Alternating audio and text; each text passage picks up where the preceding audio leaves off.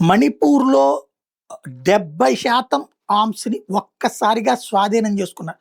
2023లో ఈ వర్గాల మధ్య తగవు, మెయితీ, కుకీ తెగల మధ్య తగవు ప్రారంభమైన తర్వాత మొదట్లో ఆయుధాలు సరెండర్‌కి ఆహ్, ట్రంప్ మోడీ ప్రభుత్వం ప్రయత్నించి అమిత్ షా వెళ్లి కూర్చుని అంతా సెట్ చేశాక ఒక 30% మంది ఆయుధాలిచ్చారు.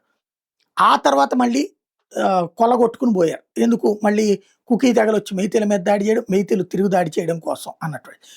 ఇప్పుడు మొట్టమొదటిసారి చాలా రోజుల తర్వాత 2023లో వైలెన్స్ కోసం వాడినటువంటిది 260 మందిని చంపి, 1500 మంది గాయాలు కావడానికి కారణమై, 60,000 మంది రోడ్డున పడ్డానికి కారణమైనటువంటి ఆయుధాలలో 70% తాజాగా మణిపూర్ ప్రభుత్వం రికవర్ చేయగలిగింది.